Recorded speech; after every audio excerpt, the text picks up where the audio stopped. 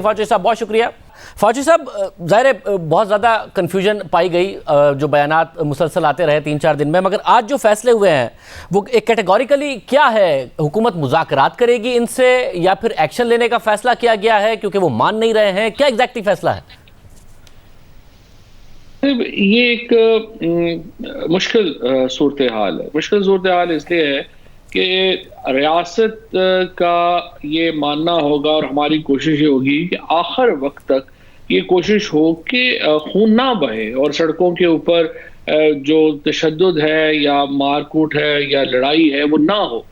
अब हमने अभी तक भी बड़ी कोशिश की है। आप देखिए कि सिर्फ ये जो अभी धरना है इसमें 5 पुलिस वाले शहीद हो चुके हैं, 49 से ज्यादा जख्मी हैं, जिसमें 14 क्रिटिकल है।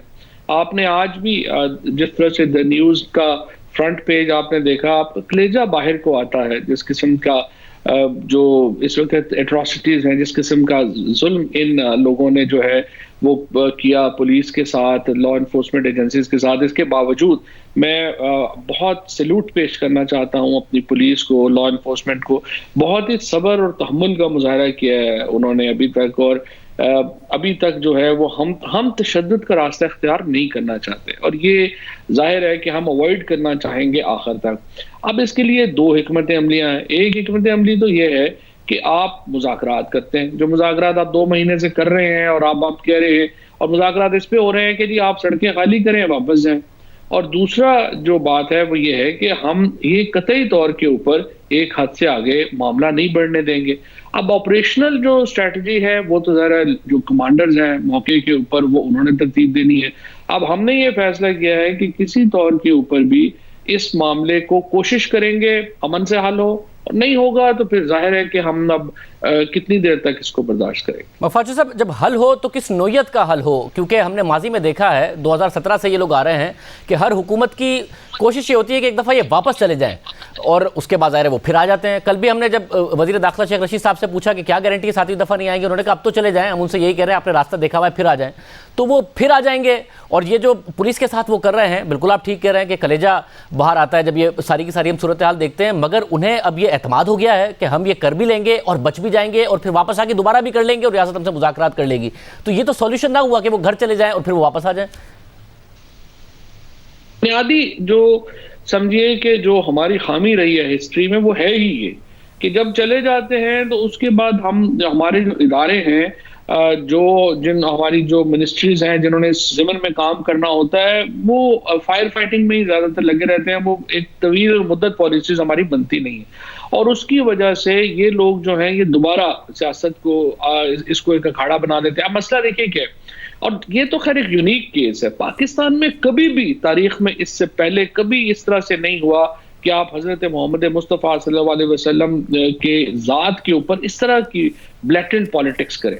इन्होंने तो ये एक बिल्कुल ही हद क्रॉस की है मैं समझता हूँ इस मामले में। और जिस हमारा देखिए पाकिस्तान 97% वो मुसलमानों का मुल्क है, जिसमें लोगों को अपने अकीदों के ऊपर अब गवाहियां देना पड़ रही हैं कि नहीं नहीं हमारा अकीदा इस तरह का है और नहीं नहीं हम बिल्कुल मुसलमान हैं। यानी सर्टिफिकेशन मुसलमानों की जो है वो इन्होंने ले ली है। ये एक बड़ा ही मैं समझता हूँ कि एक फितना परवर चीज है, और इससे पूरी सोसाइटी डिवाइड हो रही है।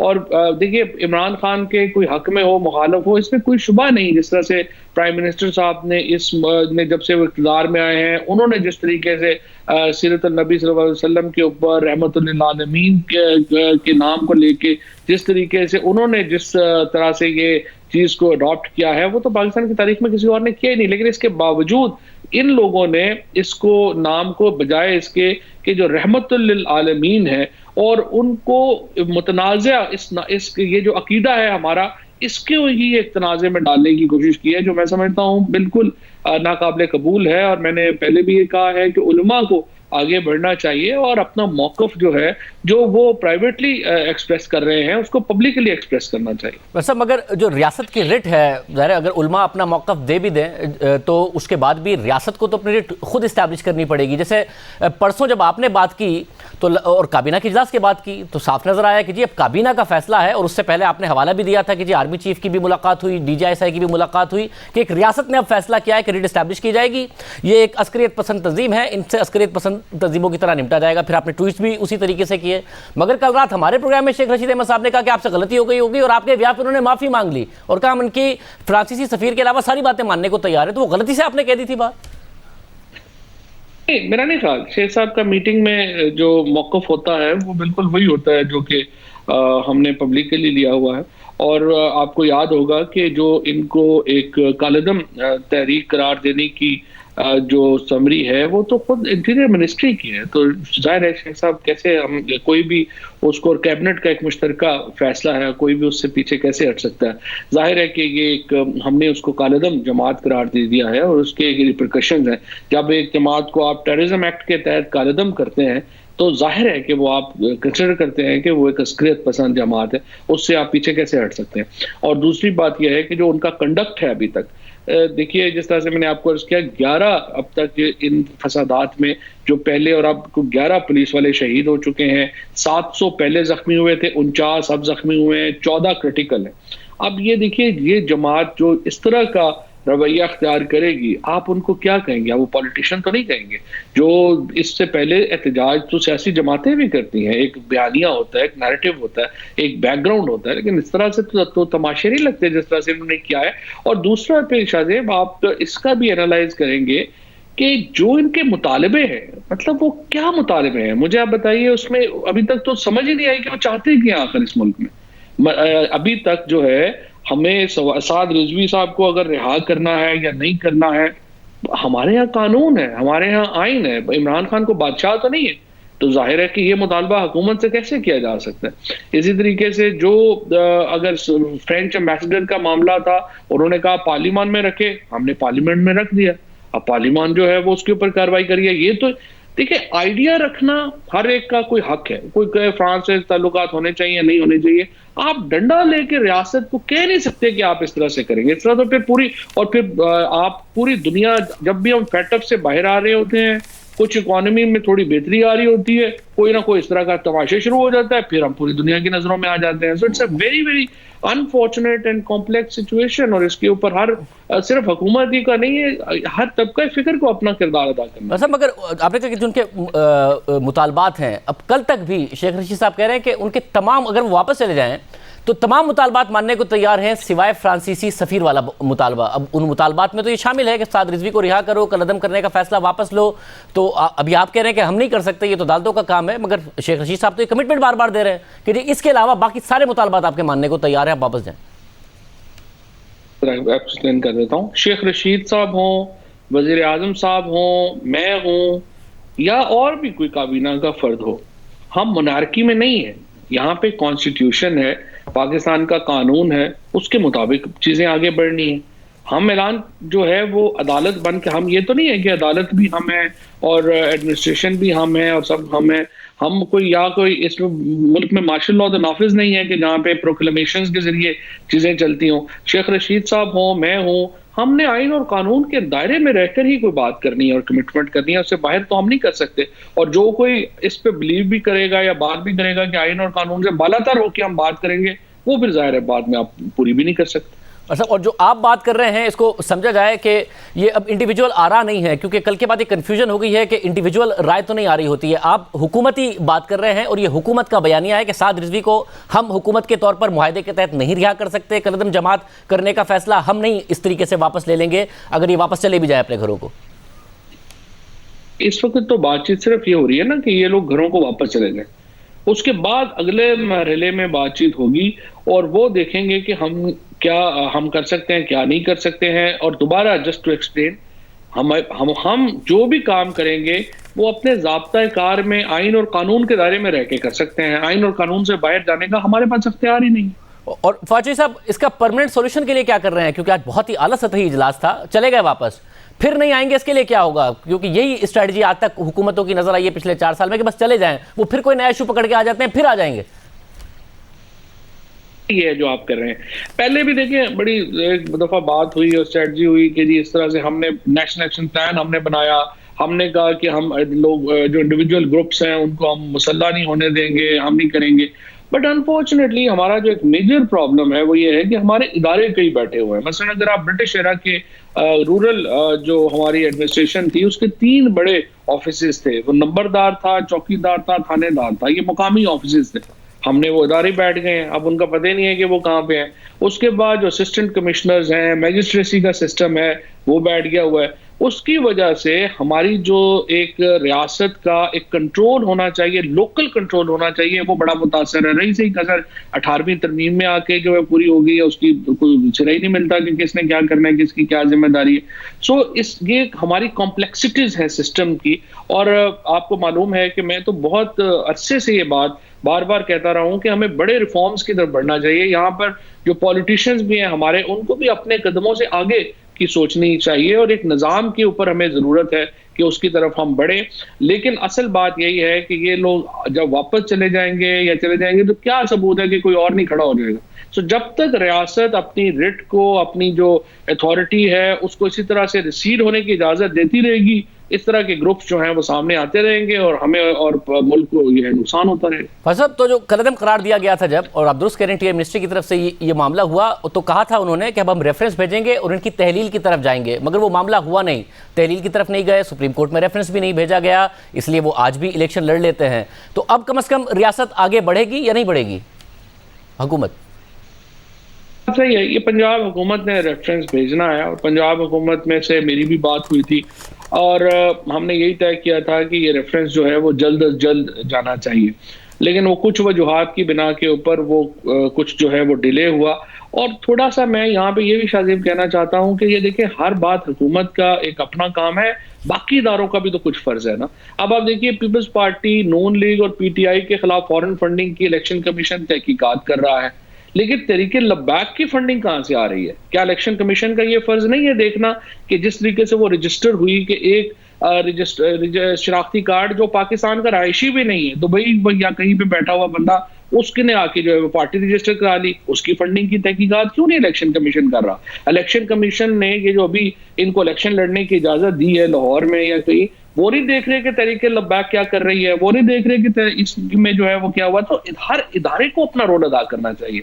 ये सिर्फ ये नहीं है कि हर काम में हम ये कहें कि फौज ने और पुलिस ने और ये इन्होंने लेके लाठी लेके चढ़ जाना है। बाकी इदारों को भी अपनी जो इख्तियारात हैं और अपना जो मुल्क है उसके लिए आगे बढ़ना होगा और अपना किरदार अदा करना होगा। वैसे ज़ाहिर जिन हालात में ये रजिस्टर हुए थे वो 2017 में, वो हालात हमें याद है कि किस किस्म के हालात थे, सियासी जमातों की भी इनको सपोर्ट हासिल थी।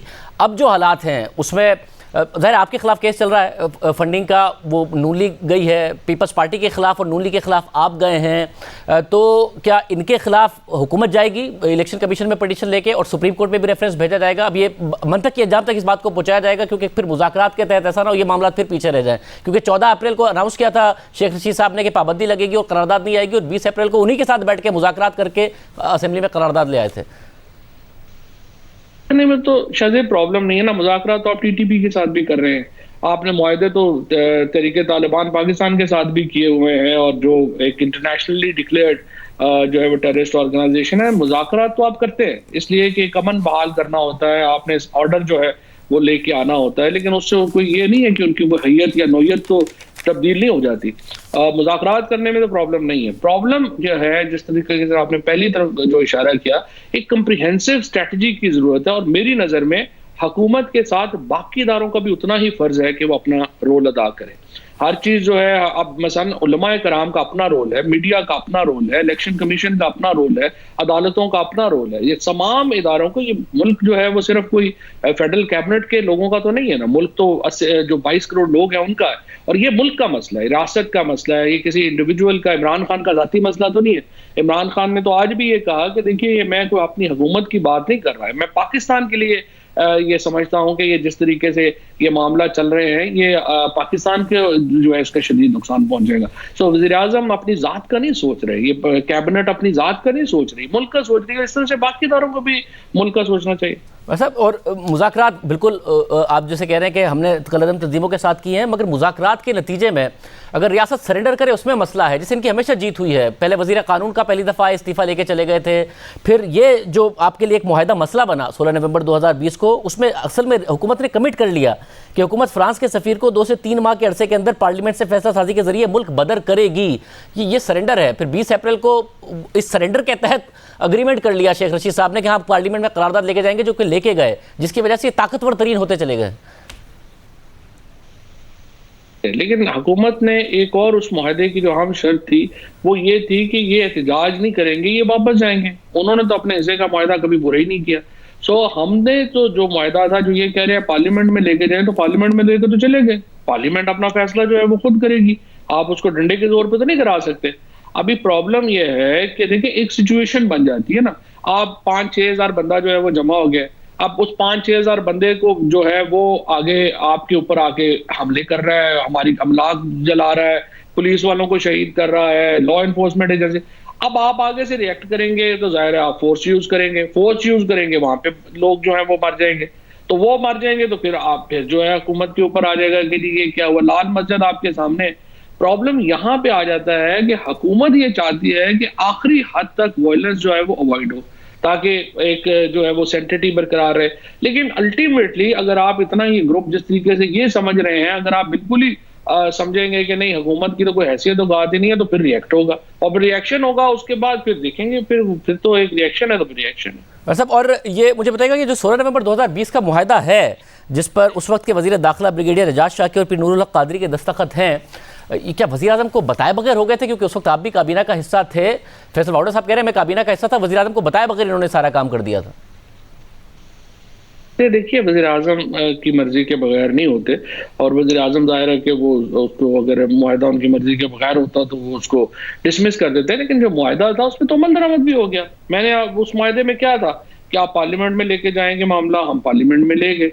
उसके बाद उस मुआहदे में ये था कि वो जो लोग जिनके ऊपर केसेस नहीं है वो रिहा होंगे, वो सारे रिहा हो गए। और उस मुआहदे में क्या ऐसा नुक्ता था जो इम्प्लीमेंट नहीं हुआ? हुकूमत अपना सफीर फ्रांस में तैनात नहीं करेगी, फ्रांस की मसनूआत का सरकारी सतह पर मुकम्मल बाइकआउट किया जाएगा। ऐसा कोई इस मुआहदे में ये बात नहीं था, ये तो ख्वाहिशें थी ना, इस मुआहदे में कुछ ऐसा नहीं था। और सब तो बहरहाल इसमें दस्तखत हैं 2 हुकूमती वज़रा के। अब अगर आप खुद समझते हैं कि उस वक्त ये मुआहदा ना होता तो बेहतर था, इस मुआहदे की वजह से ज़्यादा प्रॉब्लम्स ही खड़े हुए। जैसे मैं कह रहा हूँ कि एक सिचुएशन बन जाती है ना, लोग हैं बाहर, उनको आपने उनकी जानें भी बचानी है, आपने वायलेंस भी कम करना है, तो आप फिर क्या करेंगे? आप उसके बाद कोशिश करेंगे कि किसी तरीके से जान छूटे। लेकिन असल बात यह है कि जब वो जान छूट गई तो उसके बाद जो आपने इकदाम करने थे वो इकदाम नहीं हुए, जिसकी वजह से सिचुएशन जो है वो दोबारा क्रिएट हो जाती है। और ये this is I mean something that I would say कि पाकिस्तान को एक बहैसियत रियासत सोचना होगा। इस तरह तो मामला बदनामी होती है पूरी दुनिया में। हम एक एटमी ताकत हैं, और आपको मालूम है कि एक बहस शुरू हो जाती है पाकिस्तान के इस हैसियत को लेके, चीज़ों को लेके, जब इस तरह के छोटे छोटे ग्रुप भी रियासत को चैलेंज करना शुरू कर देते हैं, तो फिर इसको इंटरनेशनल मीडिया ट्विस्ट देता है, आपका दुश्मन मुल्क जो है वो इसको ट्विस्ट देते हैं। अभी भी आप देखिए पिछली दफा जब हुआ था 35 लाख ट्वीट्स तो जो है वो सिर्फ हिंदुस्तान से इनके हक में हो गई। हिंदुस्तान से इनका उस तरह का क्या ताल्लुक था? लेकिन अब भी हम देख रहे हैं कि अभी पता चल जाएगा, आज DDISI ने काफी ऐसी बातें भी वहां पे हुई जो जाहिर है कि मीडिया के साथ शेयर नहीं हुई। लेकिन अनफॉर्चुनेट ये होता है फिर जब इस तरह की चीजें होती हैं। वैसे बिल्कुल आखिर में फिर ये समझा जाए, क्योंकि आज मुल्क की सियासी और अस्करी क़यादत सर जोड़ कर बैठी थी कि जो ये बार बार हुकूमती और रियासती रेट को चैलेंज कर दिया जाता है, आके पुलिस वाले शहीद कर दिए जाते हैं। पुलिस की तरफ से भी, पंजाब पुलिस की तरफ से मुतादिद दफ़ा रिपोर्ट हुआ कि उनके बहुत तहफ़्फ़ुज़ात हैं कि हमारे साथ होता ये है, और उसके बाद फिर कुछ कार्रवाई उस तरीके से नहीं होती है कि अब ये आइंदा नहीं होगा। ये कम अज़ कम फैसला कर लिया गया है कि अब इनको आइंदा नहीं इजाज़त दी जाएगी, ये आवाम को कॉन्फिडेंस दिया जाए। कॉन्फिडेंस जो है वो अवाम को कॉन्फिडेंस भी दिया जाएगा। सियासी अस्करी क़यादत इस मामले के ऊपर बिल्कुल एक है, कोई इसमें दो राय नहीं है कि हमारी जो भी तमाम इदारे जो हैं वो ऑन बोर्ड हैं, और वो ये समझते हैं कि ये एक फितना है और इसको जो है वो आपने हल करना है। अब उसके लिए जो भी तरीक़ाकार इख्तियार है वो भी आपके सामने, हम मुज़ाकरात की भी कोशिश कर रहे हैं, हमने उसके साथ अपनी दूसरी तैयारी भी पूरी मुकम्मल की हुई है। अगर ये इधर से नहीं होंगे तो फिर उधर से होंगे। अब कोशिश ये है कि मुज़ाकरात से कुछ अमन अमान से चीजें जो है वो बेहतर हो जाएं, और अगर नहीं होंगी तो फिर जाहिर है कि फिर आपको जो है वो दूसरी तरफ जाना पड़ेगा, जो हम अवॉइड करना चाहते हैं, और इसमें कोई शुबा नहीं हम अवॉइड करना चाहते हैं। लेकिन अगर करना पड़ेगा तो फिर करना पड़ेगा, क्योंकि देखिए आप इस तरह से दुनिया में पाकिस्तान की हैसियत मुतासर हो रही है, पाकिस्तान की कौम का वकार मुतासर हो रहा है, और हुकूमत अंडरमाइन हो रही है, आइन और कानून अंडरमाइन हो रहा है, जिसकी इजाजत नहीं दी जा सकती। बहुत शुक्रिया।